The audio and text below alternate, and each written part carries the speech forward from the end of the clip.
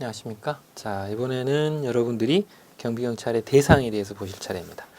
전 시간에는 이제 경호구역이나 혹은 이제 경비수단의 원칙 같은 이런 부분들을 배우셨고요. 자, 이번에 이제 경비경찰의 대상을 한번 보는데, 이 부분은 협의의 경비경찰 활동의 개념하고 관계가 좀 있어요. 그래서 개념 정의할 때도 제가 잠깐 이야기를 해드렸던 그 부분이 안에 소개가 될 겁니다. 일단 경비경찰의 대상인데요. 경비죠. 크게 두 가지로 구분이 돼요. 두 가지로 구분이 됩니다.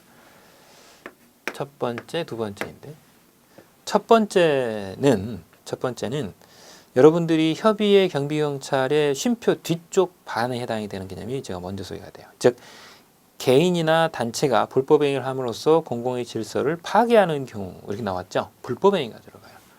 그래서 개인 또는 단체의 불법행위 부분입니다.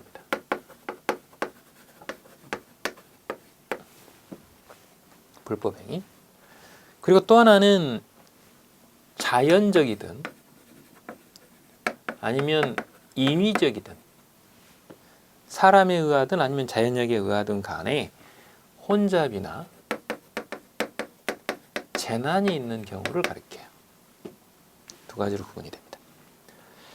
그래서 우리가 통상적으로 이 불법행위라고 하는 이 말은요, 고의 또는 과실로, 즉 과실 책임이 있다라는 거죠. 위법하게 손해를 유발하는 경우예요. 이런 경우를 우리가 통상적으로 불법행위라고 그래요. 근데 여기서 이제 포인트가 되는 핵심적인 단어가 있어요. 그게 뭐냐?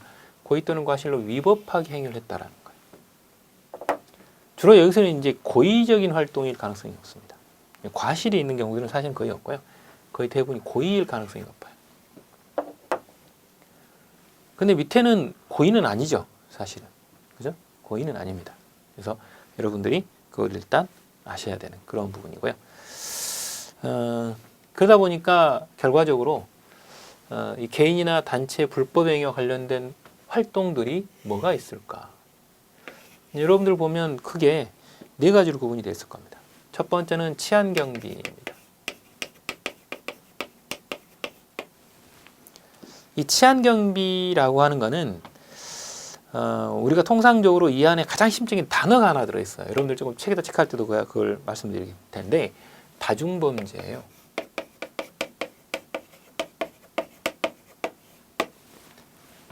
다중이라고 하는 게 뭐죠?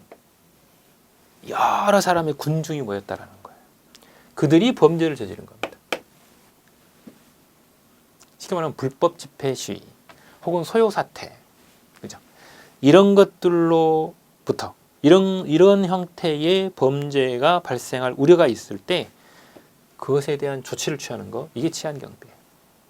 집회 시위와 관계는 있는데 이거는 불법 집회 시위 혹은 폭력으로 인한 어떤 범죄, 뭐 이런 것들입니다. 그 다음 특수경비가 있어요. 이거는 이제 근사치에 가는 형태로는 대테러 경비를 가리켜요. 대테러예요. 대테러 활동을 가리키는 말이에요. 그죠? 그래서 이 특수경비라고 하는 것은 폭발물에 의한 어떤 유해행위나 혹은 인질 난동을 부린다거나 하는 이런 것들에 대해서 사회 이목이 집중시켜진 상태에서 조치를 취해야 되는 이런 경우예요. 그죠? 그 다음 세 번째는 경호경비예요. 이 시간에 이제 주로 배우는 부분 중에 하나가 바로 이 경호경비이죠. 그 다음 중요시설 경비가 있습니다.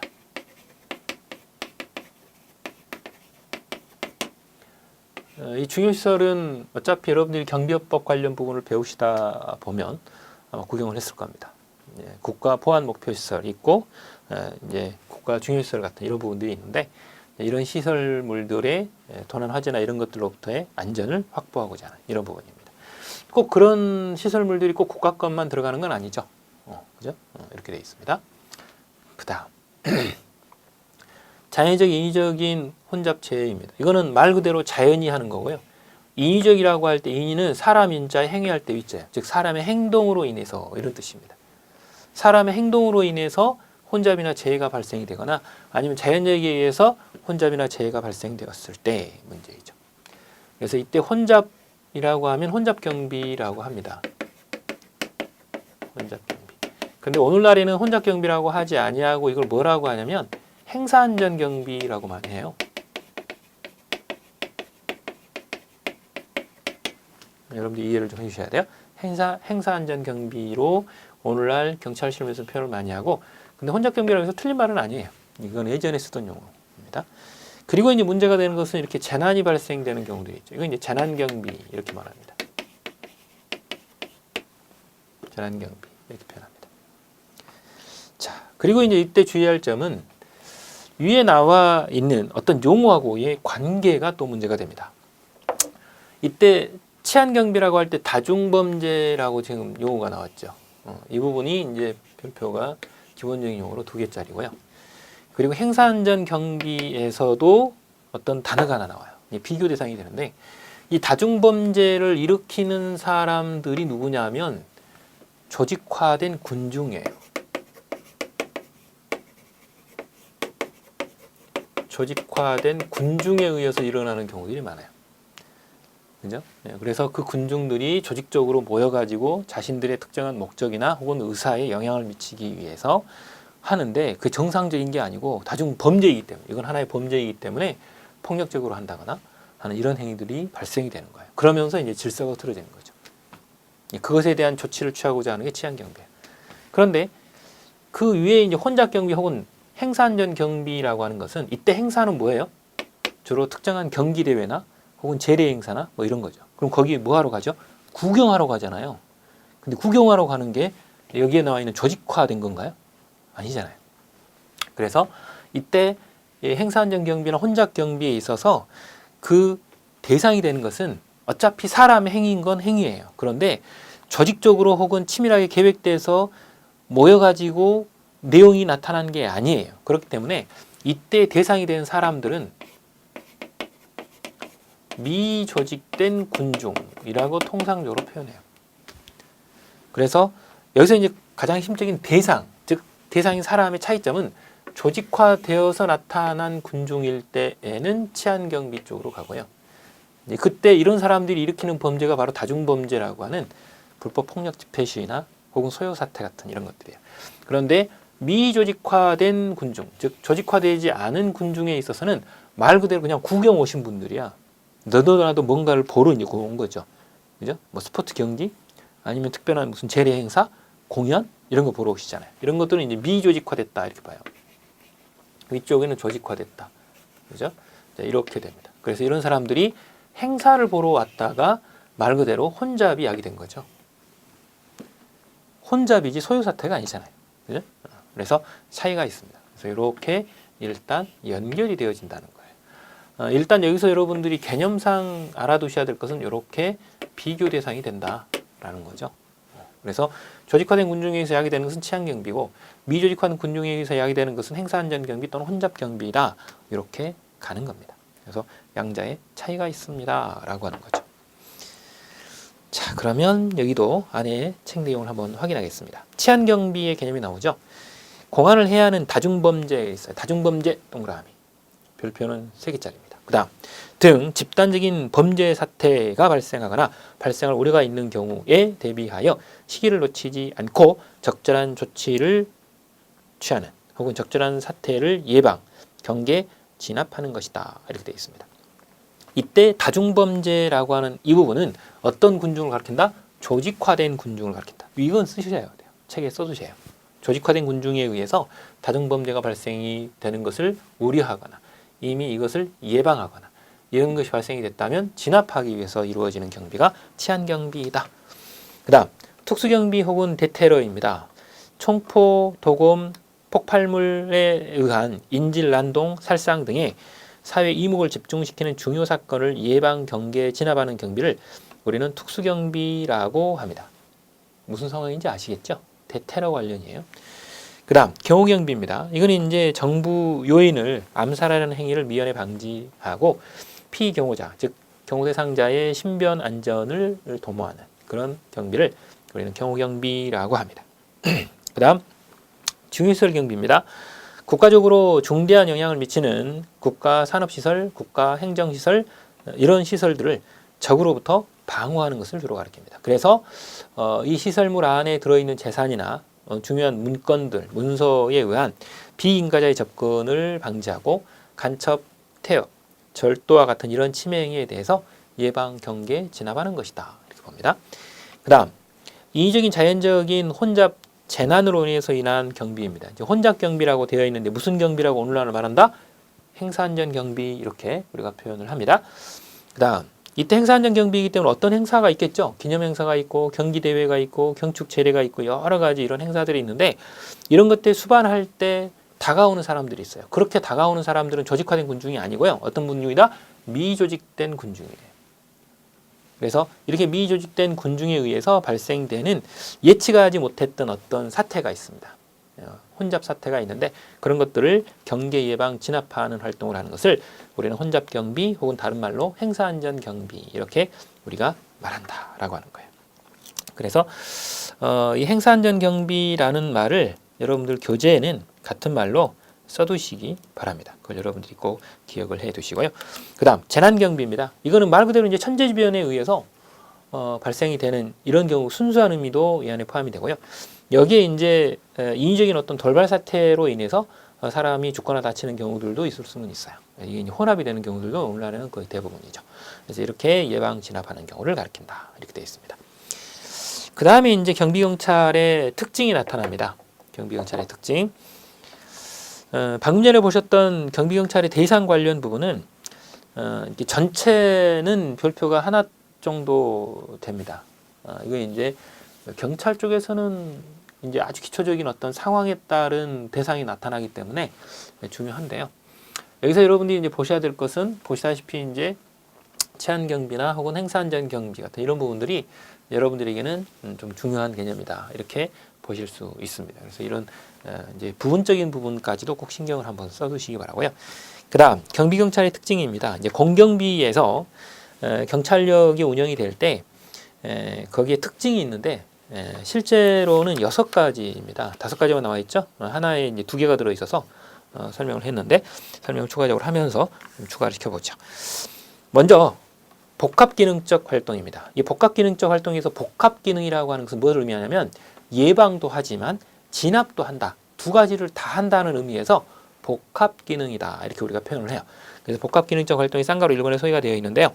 경비경찰은 범죄 예방과 진압이라는 복합기능적 활동을 수행한다. 이렇게 되어 있어요. 범죄가 발생되기 전에 예방도 해야 되지만 범죄가 발생된 뒤에 진압도 하셔야 돼요. 둘 다가 기능이다. 이렇게 보는 거죠. 그래서 사후 진압보다는 예방 활동에 그 중점을 둬야 됩니다. 왜 그럴까요? 경우 하나만 생각한다 하더라도 실제로 위해가 발생이 돼가지고 경우 대상자에게 일정한 위력이 가해지게 되면 죽을 가능성이 굉장히 커요. 그죠? 그거는 진압한다 그래서 물론 진압도 중요하긴 하겠지만 예방보다는 그다지 중요하지 않아요. 예방을 더 철저히 했다면 온전할 거 아니에요. 그죠? 그래서 일단 무너진 질서를 회복하는데 많은 비용과 어려움이 있기 때문에 사태를 미연에 방지하는 것이 이 경비경찰 활동에 오히려 더 비중이 높습니다. 그 다음 현상유지적 활동입니다. 현상유지라는 말은 질서를 유지하겠다는 뜻이죠. 경찰이 질서를 유지한다라는 것은 그냥 경찰이 손 놓고 가만히 그냥 쳐다만 본다 그래서 그렇죠? 아무것도 경력도 투입하지 않고 그냥 내버려 두는 것만으로 질서가 유지되지는 않아요. 즉 경력이 적극적으로 거기에 투입이 되어서 일정한 활동을 하게 함으로 인해서 지금 현재의 질서가 유지되는 것이에요. 그렇기 때문에 이 경비경찰에서의 현장 유지적 활동이라고 할 때의 그 질서 유지라고 하는 것은 이게 정태적이고 수동적이고 소극적인 의미가 아니에요.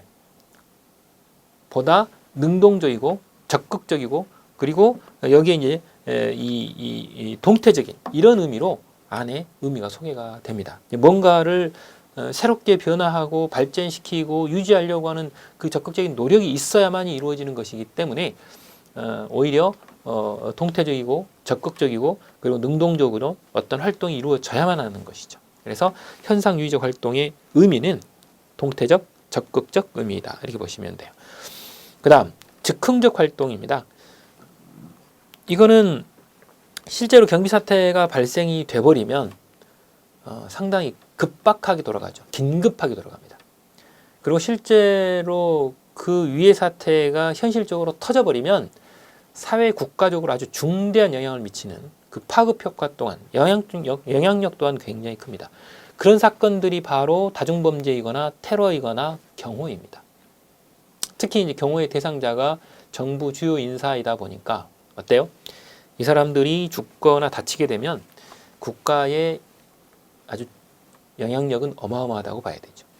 그래서 결과적으로 이 경비경찰이라고 하는 것은 특별한 시간적 여유가 있어요, 없어요? 없어요. 어떤 특정된 어떤 시간적 여유를 갖고 있을 수 없습니다. 즉각적으로 사태를 종료시켜야 되는 거예요. 그래서 시간적 여유가 전혀 없습니다. 그래서 즉흥적 활동성이 여기에 나타난다는 거죠. 즉시적이라는 겁니다. 즉흥적 활동성 혹은 즉시적이다 이렇게 표현합니다. 시간적 여유가 없다라는 뜻이에요. 그 다음 네 번째하고 다섯 번째가 섞여 있어요. 조직적 부대 활동 안에 그냥 같이 설명이 되어 있는데 이 조직적 부대 활동이라고 할 때는 포인트가 어디에 있냐면 조직이에요. 조직입니다. 반대말은 개인입니다. 경비경찰에 속해 있는 경찰관 개인이 일정한 활동을 한다라고 해서 이 경비 사태를 종식시키거나 질서를 유지할 수 있나요? 안 됩니다. 경찰관 개인이 하는 게 아니라 경찰관들이 뭉쳐서 일정한 조직체를 이루어 가지고 그 조직체가 경력이 투입이 되었을 때 비로소 질서가 유지가 되고 그 다음 이런 범죄나 혹은 유해 사태가 예방될 수 있는 거예요. 그렇기 때문에 이 경비경찰이라고 하는 것은 개인의 활동으로서 목표를 달성할 수 있는 것이 아니라 부대 단위로 형성이 되어 있는 이런 조직적인 활동만으로 이루어질 수 있어요. 그래서 조직적 부대 활동이다 이렇게 말합니다. 근데 여기서 이제 또 하나의 특징이 나타나는데 내용이 다 소개를 해놨는데 별도의 특징이죠. 하향적 명령의 활동성이 있어요. 그게 이제 내용이 첫 번째 들어있죠. 이게 이제 별도의 사실은 성질입니다. 예전에는 합쳐져 있었는데 요즘에는 이제 별도로 소개를 많이 하죠. 하향적 명령 활동이다 이렇게 봅니다. 방금 전에 보시다시피 조직적 부대 활동이기 때문에 이 부대 활동은 결과적으로 명령적으로 이루어지지 않으면 일사불란하게 움직일 수 없고 결과적으로 즉흥적으로 즉시적으로 나타난 이 위해 상태를 곧바로 종식시키기는 어렵습니다. 그렇기 때문에 경비경찰의 활동은 하향적 명령에 의해서 수행됩니다. 하향적 활동성이 여기서 나타난다라고 하는 거죠. 그리고 여기서 이제 같이 나타날 수 있는 것은 지휘관이 이렇게 일사불란하게 내리는 그 명령 혹은 지시 이런 것들은 결과적으로 누가 책임을 져야 됩니까? 지휘관이 책임집니다. 지휘관 책임이 원칙입니다. 지휘관이 책임진다. 물론 이제 경비경찰에 있어서는 부대 편성이나 훈련이나 이런 것들이 이미 원활하게 이 명령을 수행할 수 있게끔 되어 있어야 되겠죠. 이렇게 됩니다. 그 다음 사회 전반의 안녕 목적 활동입니다. 앞에서 이미 설계드린 것처럼 이 경비경찰 활동에 약간의 흠이라도 나타나면 그 흠은 결과적으로 국가 사회적인 안전에 아주 치명적인 영향을 미치게 됩니다. 그렇기 때문에 결과적으로 이 경비경찰의 활동에 있어서의 이 활동은 궁극에서는 국가나 사회 전반적인 치안 업무하고 직결된다는 거죠. 그래서 이 경비경찰의 어떤 특징이라고 볼 수 있는 것은 책에는 5가지 나와 있는데 하나 안에가 지금 또 하나가 들어있죠. 그래서 오늘날에는 6개로 보고 있다. 즉 하향적 명령 활동의 특성을 가지고 있다 이렇게 보시면 돼요. 자, 여기까지 보시는 게 이제 공경비에 대해서 배우셨고요. 이번에는 민간 경비 쪽으로 넘어가 보도록 하겠습니다. 이 민간 경비에 대해서는 실제로 이제 여러 가지 개념 요소들이 지금 많이 지금 거론이 되고 있죠. 그래서 아주 일반적인 것만 거의 지금 4가지 써놨습니다. 협의, 광이 이렇게 되어 있는데 협의의 민간 경비라고 하는 것은 국민의 생명체 재산을 보호하고 질서를 유지해서 범죄를 예방하는 데 있다. 이 핵심적인 포인트는 범죄 예방입니다. 그래서 협의의 민간 경비는 방범 활동을 가리키죠. 그러나 광의의 민간 경비는 협의의 민간 경비인 방범에다가 방제, 방화 등이 포함됩니다. 방제라는 말은 재난을 예방하는 것이고 방화라고 하는 것은 화재를 예방하는 것까지를 가리키는데 이렇게 3가지를 모두 포함하면 광의의 민간경비이다. 예전에는 아주 기초적으로 이렇게 썼었습니다. 그것도 일단 알아두셔야 되죠. 그 다음 형적 의미의 민간경비하고 실적인 민간경비를 또 구분하기도 합니다. 네, 그거는 이 경우에 맨 앞 시간에 소개해드렸던 그거하고 개념이 같아요. 그래서 형식적이라고 말하면 그 안에 개념 요소는 이렇게 두 가지가 들어있어야 돼요. 첫 번째는 실정법에 근거를 둔다. 두 번째는 조직적이고 절차적인 성질을 갖는 개념이다.